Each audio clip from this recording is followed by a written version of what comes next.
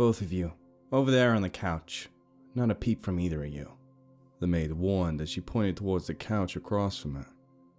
No! Shh! She said when I opened my mouth to argue. Word is, you've been wandering around town stirring up trouble. The maid said as she sat down across from us. What are you up to? And no lies. Why aren't you answering me? Not like I'm gonna tell you the truth, I answered with a shrug. It's like you don't even know me. Okay, you jigsaw puzzle. I know you know something. Tell me. She stopped mid-sentence as the pillow I chucked at her slammed right into her face. Really? She sighed as she tossed the pillow off to the side. That's two. Don't do it again, I warned her as she turned to see the tears starting to well up in Rissa's eyes. Fine. So where is Abigail? From what I hear, that little imp's dropped off the face of the earth. Not gonna tell me that either, are you? I ain't telling you shit, I hissed as I got into her face, close enough to whisper. I let you stay in my place because that's what you decided to cash in your favor for. But pull that shit with Rissa again, and you'll what? She suddenly snarled at me as she pressed her face down into mine, giving me an opportunity to remember exactly who I was talking to. Don't make the mistake of thinking that just because I don't have permission to hurt you, that you can do anything to me, she warned as I felt the tip of a clawed finger slowly dig itself into the skin of my chest. As she leered into my eyes with that malicious stare of hers, the room locked in total silence. My phone rang. Abigail, it's not a good time, I tried to tell her as I pressed the screen close to my ear and turned the volume down. That's Abigail? Ask her where she is, the maid suddenly demanded. I am on the phone, I mouthed soundlessly to her, almost habitually, before walking across the room to the far corner. Abigail, what do you want? No. What? No. Why would I want some dirt? Because Abigail... I'm literally standing in the real one's house right now. I can walk outside and get some from the front yard. Don't waste your travel money on dumb shit, I quietly told her as the phone clicked off from her end. What was that about? Rissa asked as I rejoined the conversation. Tell you later, I answered, still trying to keep a little distance between me and the maid. So, where do we go from here? I started to ask, but was stopped when I saw the maid pull a half-open pack of Twizzlers out of her pocket. Hey, no, that wasn't part of the deal. Those are mine. Put that back! Before I could finish, she'd already put her hand over my face and was holding me at an arm's length. You know, Destiny's voice suddenly spoke up from just out of sight. I'm the only woman who gets to bully Jose, she asserted, causing the maid to finally turn and reveal where she'd been standing. What? Since when? I asked, distracted and confused by the statement. What? She asked back, apparently just as confused as I was. I mean, like, just sticking to women, the list of people who you let bully me is pretty damn long. Huh? No, it isn't. What are you even... Abigail, I interrupted her as I held up a single finger. Rissa, Prophecy, Adeline, Charisse, fucking Madison, I listed, each of them getting their own finger as I counted. Well, that's not the... Just leave Jose alone, Destiny diverted, turning back to face the maid. You aren't welcome here, she warned, the red flashing in her eyes.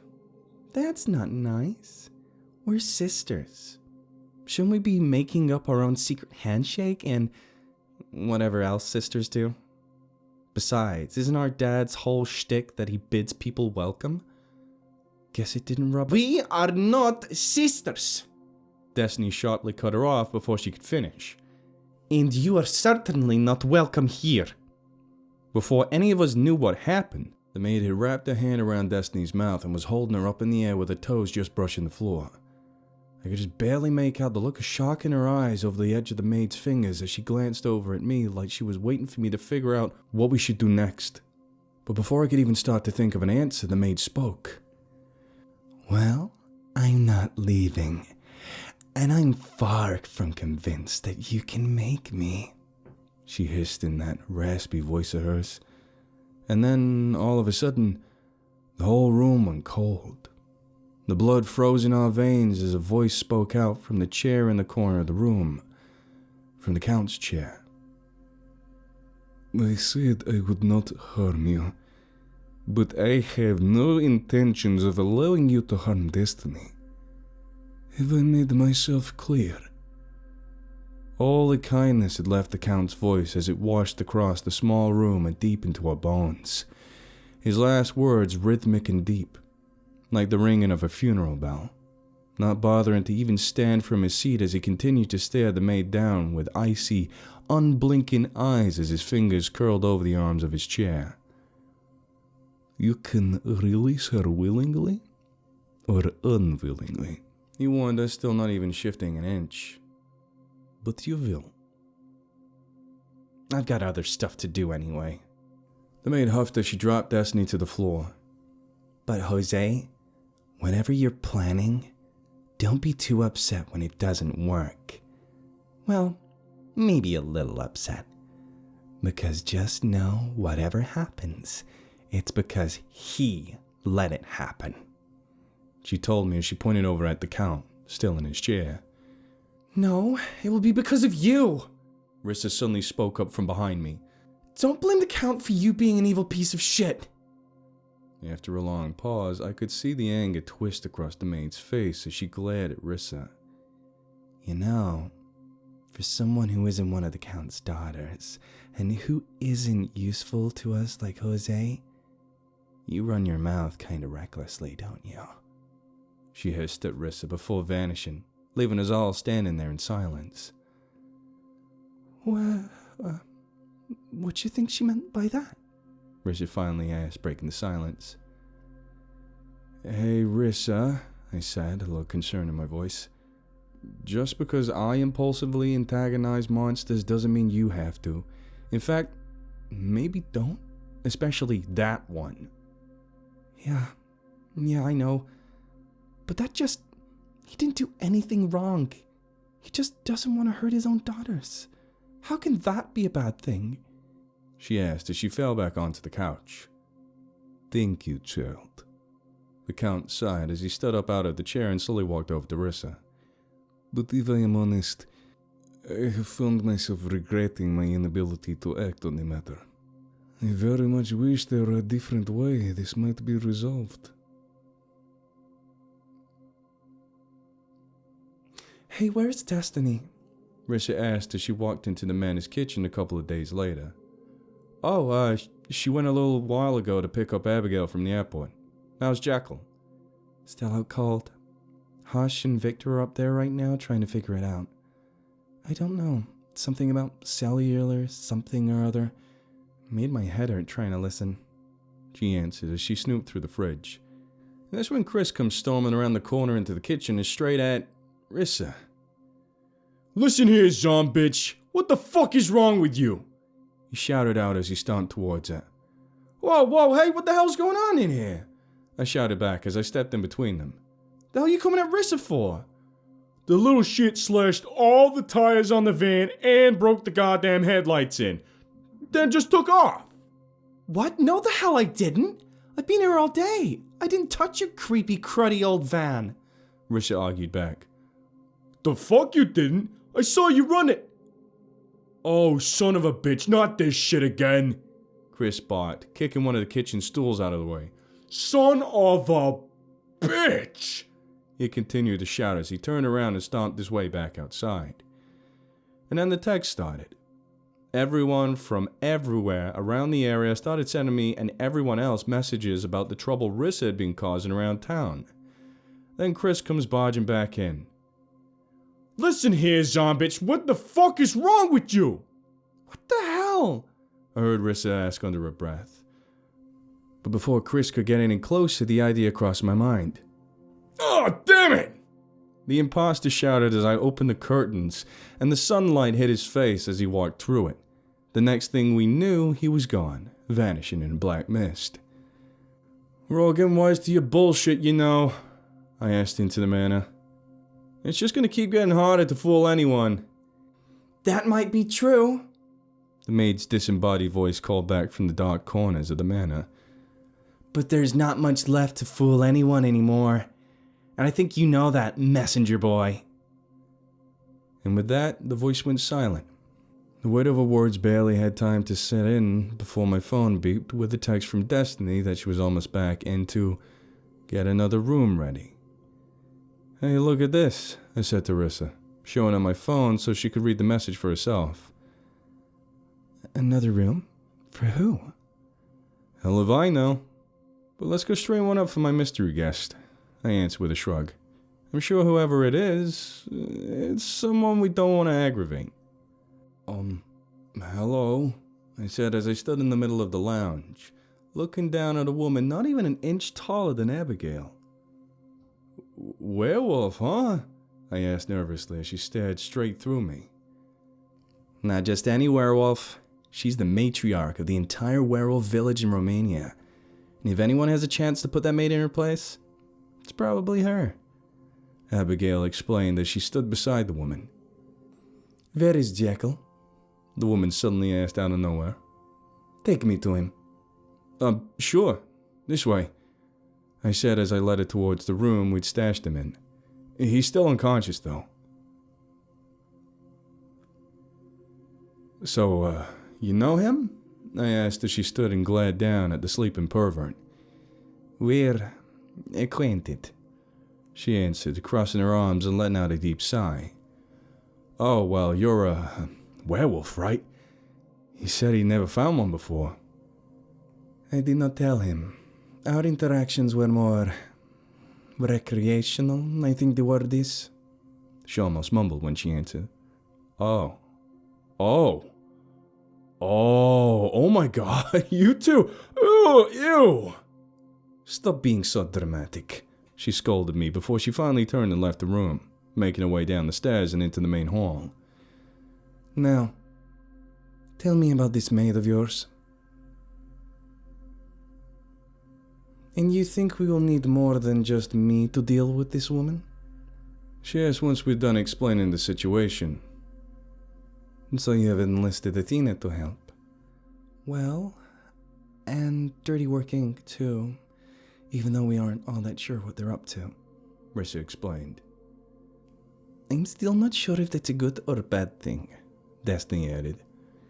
Them going off and doing things on their own can, well... She trailed off as she looked over at Rissa. Fair enough, but you go to war with the army you have. What's the worst they could do? No, don't answer. I realized how that sounded after I said it. I sighed, catching Destiny open her mouth to say something. There's no telling with a bad influence like Madison in the gang. Hey, Rissa tried to argue. Don't be mean, even if it's true. Great, now you've got me nervous. She sighed as she walked away. Pulling out a phone, I assumed to check on Madison. Hey, wake up, I said to the purple-eyed woman who'd moved into the mansion in my absence. Given the bed she'd been sleeping in, I bounced with my foot. Mission Impossible is looking for you. Tell me she'd make a sequel to a movie it was never in. I'm too tired to think of one right now. She groaned as she rolled over to face the wall. As hilarious as that sounds, hell no. He scares the shit out of me and he's looking for you. So this is one of those not my monkey, not my football situations, I answered, pulling on the blanket she cocooned herself in. The mad scientist is your problem. She wouldn't get out of bed, I explained to the bewildered face of Tom as I drug her across the floor behind me, still wrapped up in a blanket.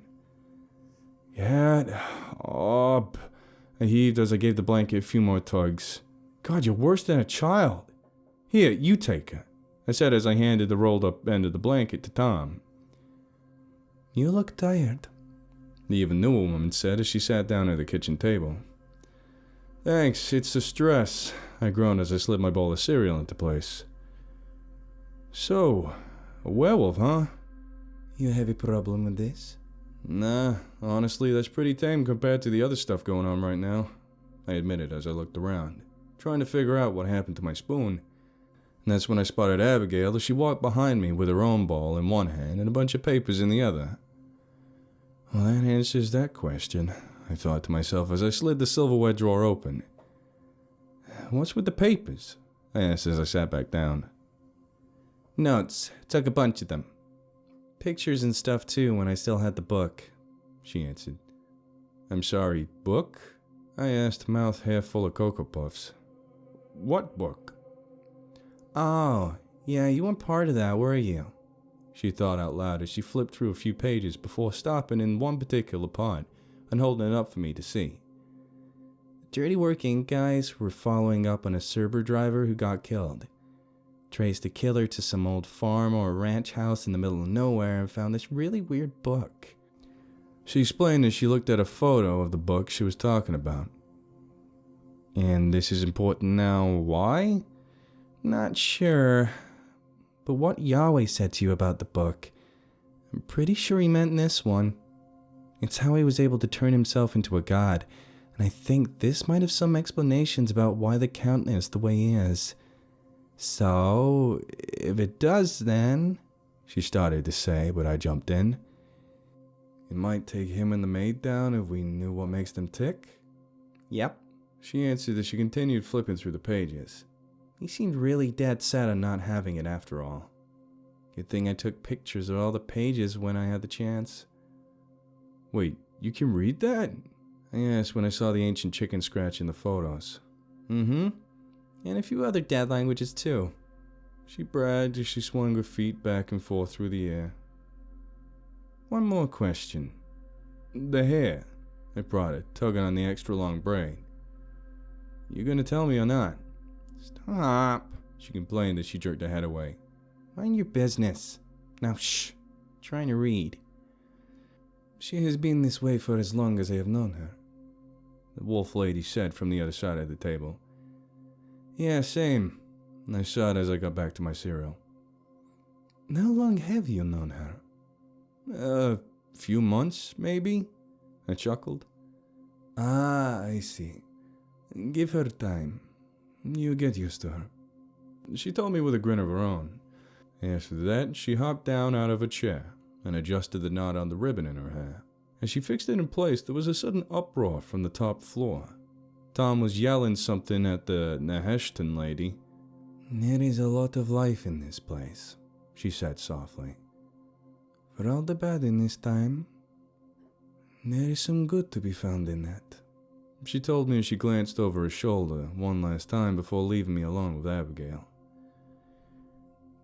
She's kinda right. I haven't spent this much time around other people in years, she said from a place at the table. Huh, me neither now that I think about it.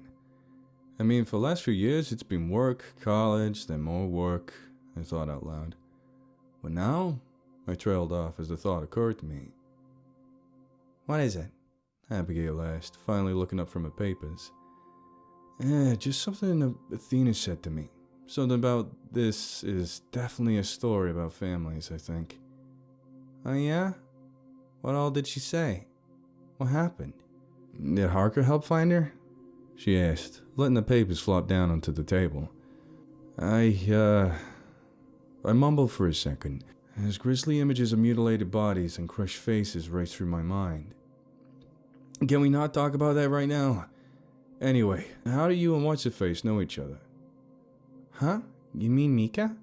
She responded kind of strangely to my question as she slid the stack of papers a little farther away from her.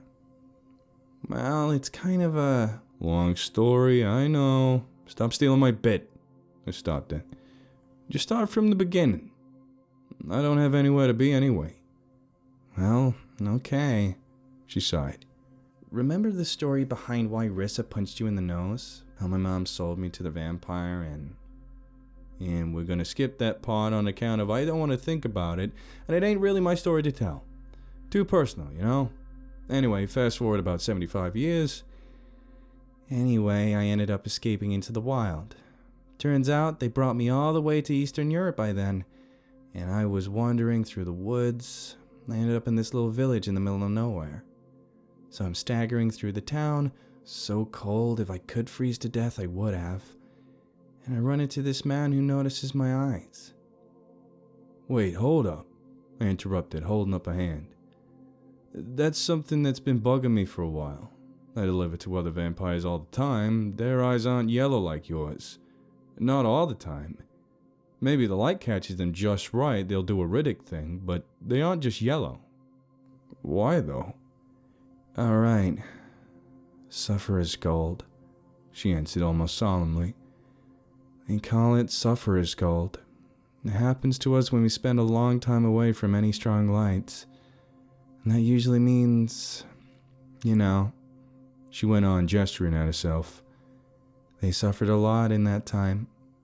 You don't see it often because most of us who that happens to choose to. Oh, yeah, sorry I asked. I apologized as she tried to explain it. Please go on. So I bump into a man who sees my eyes and knows what that means. After that, he leads me to this pub on the edge of town. It took him a while because I was still pretty mistrusting, and I didn't speak the same language. But eventually he waved me along and brings me into the pub. That's where I met Mika. She owns the place and was still working there back then. She also spoke English, so she could figure out what happened and where I came from. We talked for a while, and eventually she explained to me what she was. Aside from vampires like me and Yahweh, I hadn't met any other paranormals until then. She told me she was the matriarch of the werewolves who lived not far outside the village and invited me to stay with them for a while. Before long, she'd basically adopted me. After all, I'd been sold away when I was just about to turn 13, and there I was, now almost 90. Couldn't read, couldn't do maths. Math. She suddenly stopped and repeated the word without the S and stressing the TH several times for some reason before continuing. A lot of what I know about the history of the paranormal world, I learned it from her. She had stacks of books and all kinds of creatures and artifacts too. So she basically raised you? I asked as I eased myself back down into my chair. I think she liked me because I was shorter than she was. Abigail joked as she leaned back in his seat. She finally had a daughter of her own not too long ago. Close to your age, I think. Bit of an airhead though, but I still try and go back and visit at least once a year. Once a year, huh? Well, I was locked in a safe from the early 70s to the mid 80s, she sighed. Made that kind of difficult for a while. Hey, the hell are you doing? She growled as I wrapped my arms around her shoulders. I know I complain a lot, but you've really been through the shit, haven't you?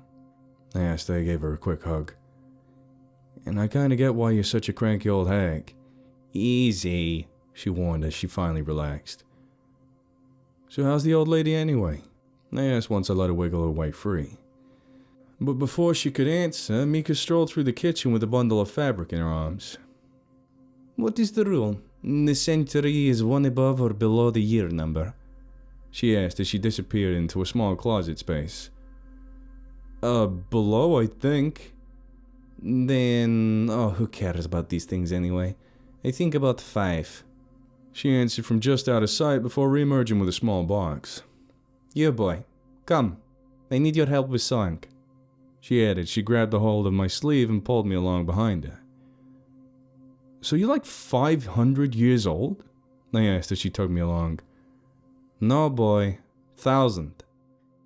She answered like it was nothing. You're 5,000 years old. I almost gasped as she led me away. You're older than the pyramids. Just don't make her mad and you'll be fine, Abigail called after me as I glanced over my shoulder for assistance. Later that night, I get a text from Louie. It's time to start making a plan of attack, it read. Still not sure what they were up to, I sighed and made my way out of the lounge, where I had been hiding from Mika to keep from getting roped into helping her with weird old-timey chores again.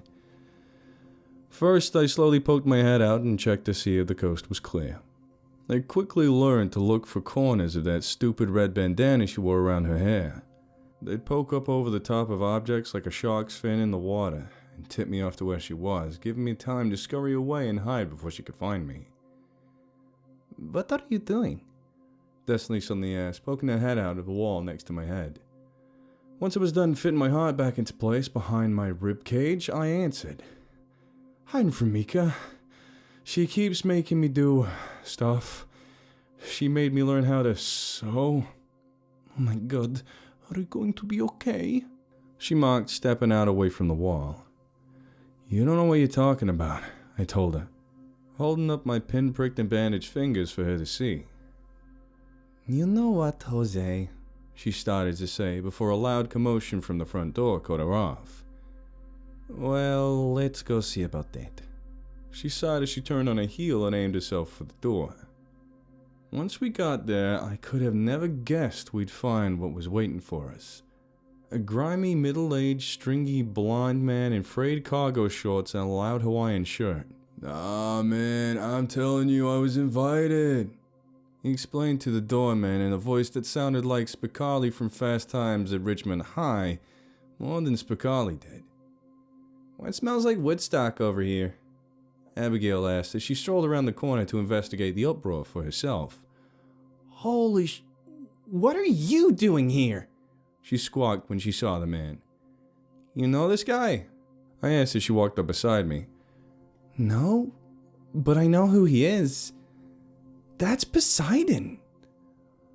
"Right on the nose, oh vertically challenged one," he said to her as he finally managed to wedge himself in between Boris and the doorframe. "Underwhelming, isn't he?" A cold but familiar voice asked from behind the large frames of the two doormen. "Still, I thought he might be put to some use if push comes to shove." Athena continued as she poked her head out from around Yuri's tree trunk of an arm, that icy smile still etched into her face.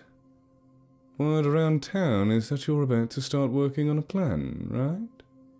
"How do you already—" I started to ask as I glanced down at the phone in my hand.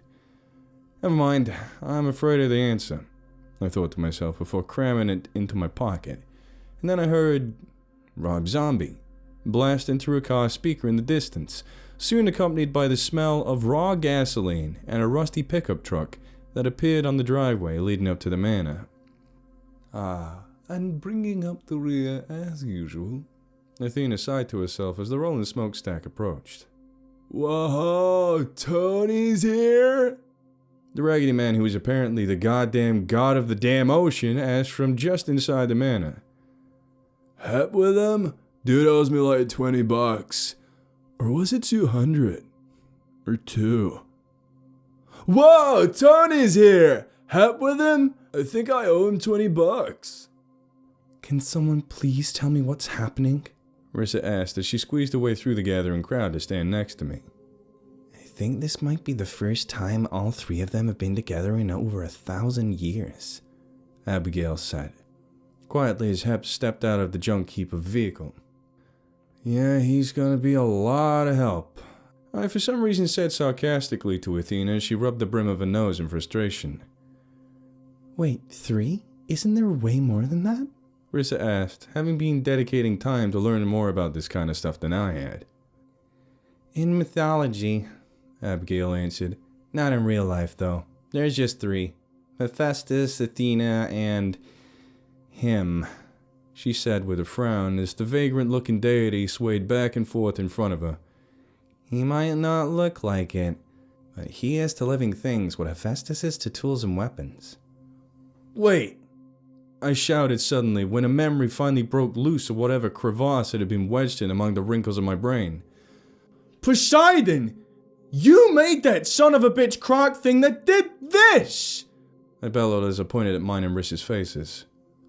"Whoa, what happened to your face? What a bummer," he said as he leaned down to look over the parallel scars on my face before Athena suddenly snatched him up and threw him headfirst into a nearby closet. She made an attempt to slam the door, but his head posed a hindrance to her efforts as he tried to escape. Though that didn't seem to discourage her as she gave it a few more hard swings that would have turned my own skull to chalk. "Yo, I'm starving! Where's the kitchen?" he asked as he fell free of the door and flopped to the floor before picking himself up and wandering off into the depths of the mansion, unsupervised. He's headed for the bathroom. Should we, stop him? I asked as the lazy shuffling of his feet faded into the distance. No, just leave him be. Athena sighed again as her eyes started to twitch a little. Howdy. Hephaestus suddenly said from behind me once he reached the front door to where we were still gathered. Oh, hey, you again. He added when he saw me standing there. Been seeing a lot of each other lately, huh? He asked as he slapped me on the back and made his way into the mansion. Jose, are you okay?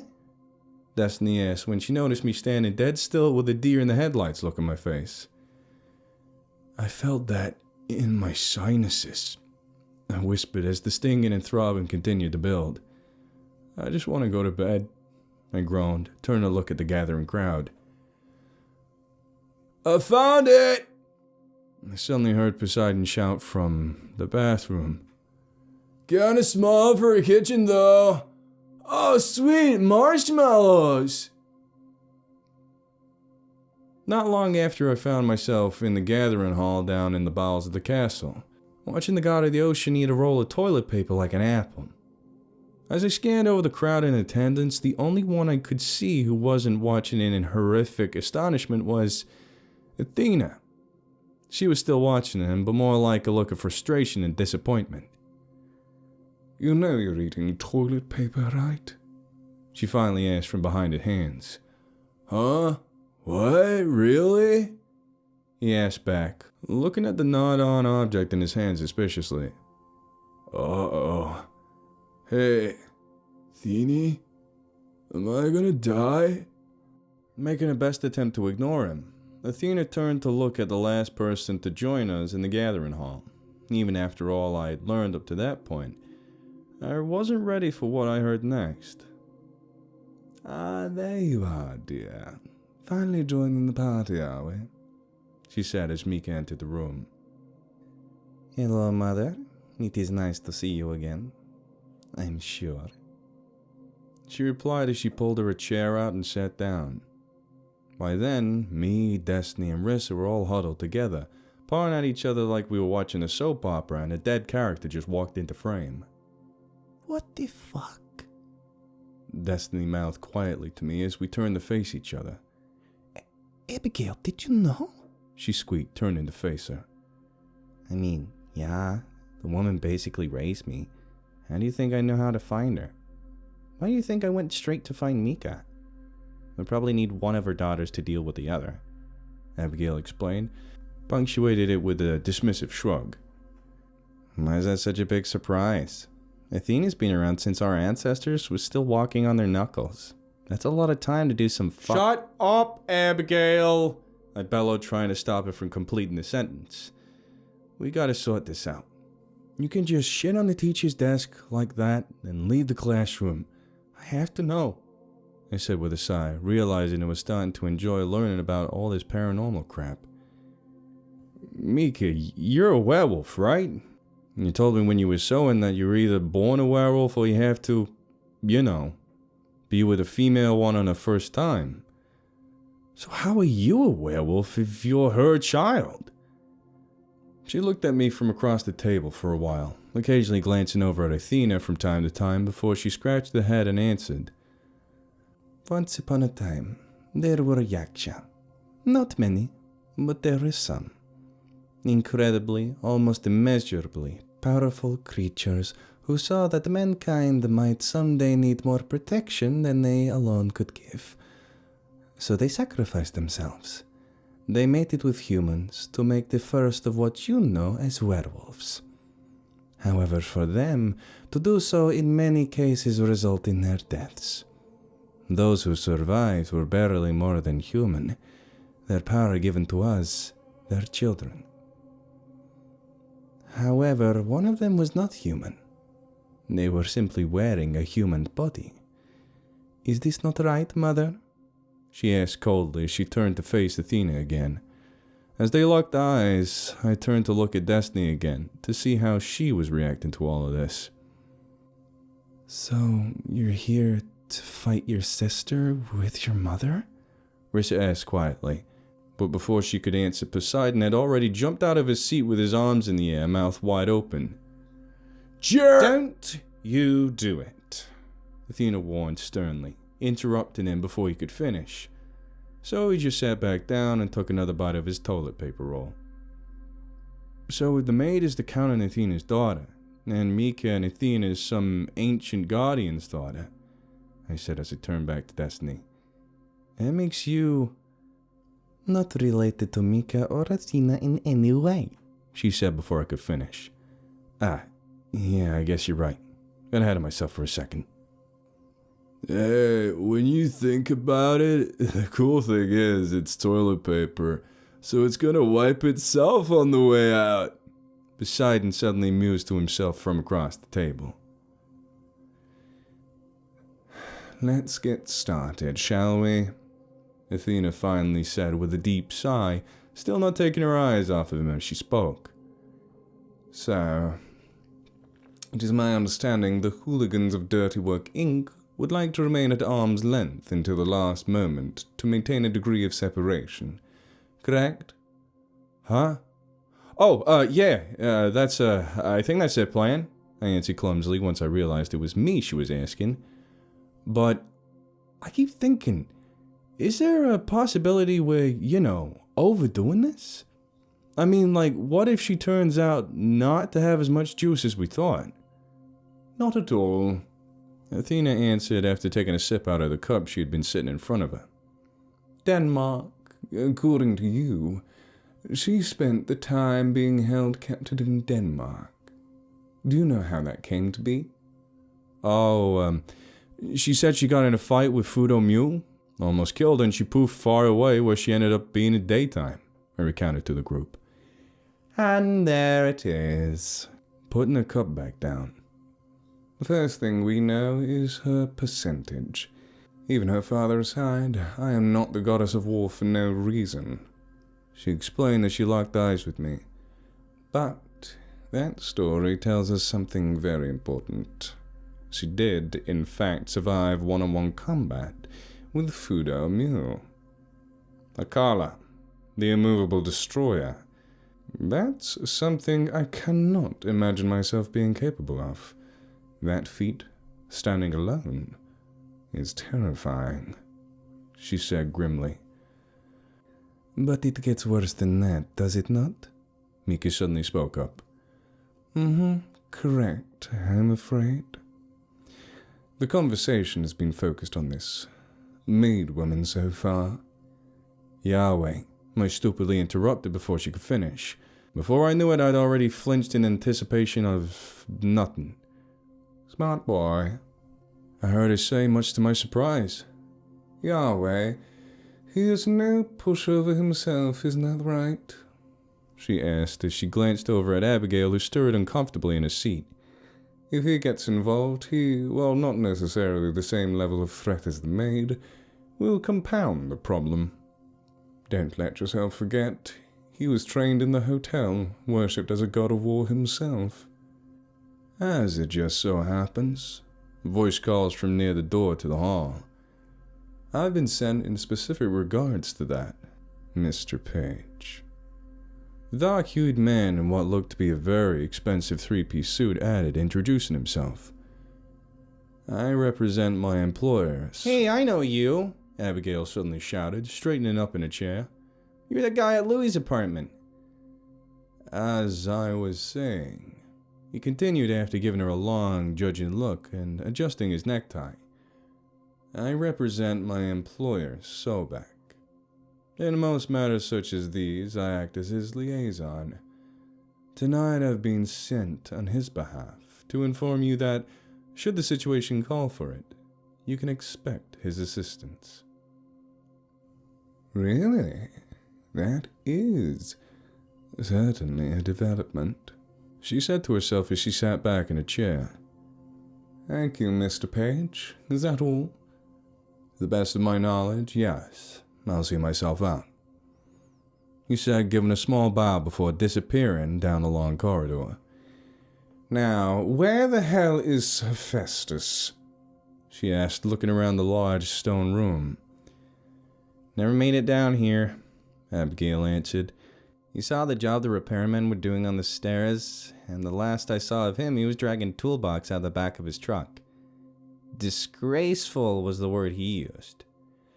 Should have known. Athena sighed again as her shoulders dropped a little. Oh, Mr. Page, not too far gone, are you? She suddenly shouted after him, and a few seconds later he reappeared and waited quietly to see what she wanted. You're moving all the regular tenants out of the apartments where Jose lives, yes? Yes, ma'am. We've already compensated them generously, provided new permanent housing for the inconvenience, and have been slowly moving them out. He answered calmly and clearly. There's a passage he's having installed there as well, isn't he? A whole subspace affair along with it. Correct, he said with a nod. The rest of him still almost as motionless as a statue. Though I'm almost afraid to ask what you're getting at. Yeah, me too, I almost shouted when I started to get the idea of what was happening. That's where all my stuff is. My stuff. This whole ordeal is going to kick up a lot of dust, so to speak. We can't have it ending up on the news, can we? Athena asked the group, ignoring my panicked protests. Since the maid has taken up temporary residence in Jose's apartment in his absence, it would be, I imagine, a fairly easy task to lower her down into that subspace to contain said dust. By the time she was done speaking, my hands were already out in front of me, halfway to her face to try and cover her mouth, but it was too late. All I could do was close my eyes as I heard the words slither across the table and into my ears. Residence? Where? Destiny hissed as she slowly rose from her chair. Uh-oh. Jose did a bad thing, Athena mocked as she looked me dead in the eye, letting me know that she did that on purpose. God, I hate you. I mouthed her before turning to accept my fate. Okay, the situation is more complicated than it seems, I started to say before my voice started to crack. So I turned to see Poseidon still holding his roll of toilet paper. Hey, you gonna finish that? I asked before snatching it away and taking a full bite from it to clog my mouth up. Jose, come with me. Destiny insisted ominously as she got closer to where I was, cowering. Hey, get your own, man! Poseidon snapped as he snatched the mangled paper roll away from me. I'm not even sure if I want to let you explain yourself this time, Destiny finally said after we were far enough away from everyone else. But what possible reason could you have to let that woman stay in your home? Okay, just let me get everything out first before you say anything else. I promise it'll make sense, I begged as she stood there with her arms crossed. Now first remember, I tried to tell you about her several times. I tried to tell you the first time she showed up. I tried to tell you when she was staring at me through your bedroom window. I tried over and over again to tell you she was tormenting me whenever I was alone. And you thought I was losing my mind every single time. And then Abigail, that feral fucking hellion, got me shot in the ribs by a damn beanbag and had me holed up on the couch, not able to walk right. Never mind ride for work. So when you leave to follow Rissa to Tom's place, she pops up and volunteers to help with the pain. I just had to agree to a random favor. So I did. And she really did help the pain. I made a deal with her. So while I was being held hostage, I was forced to stay in this shitty little concrete room with her the whole time. And before I escaped, she decided to cash in that favor, knowing Rissa and Madison were here at the time. She wanted to stay somewhere that wasn't a damp rat's nest for a while. And I think she was starting to get sick of sharing a room with me. Destiny, she was abandoned by her mom when she was a child. She spent 60 years nailed to a wall in a Nazi death camp being burned alive. So why not? What's it hurting to maybe be the first person to show her just a little teeny tiny bit of kindness? And who knows how long? I don't think she's too far gone. I really don't. I've been around her more than any of you. She's a mess. An absolute undeniable mess. But I'll bet anything that Yahweh has been pulling strings and pressing buttons to get her aimed at us the way she is. I know evil destiny. I can tell you what it looks like, what it sounds like, what it feels like to stand in front of it. She isn't it. You know who was? I tried to say, but as that last word left my mouth, the static came back, and worse than ever. I could even hear it, and then I felt something wet and warm start to run over my lips and drip onto my arms. Jose? Jose, are you okay? I heard Destiny scream as her voice faded into the distance.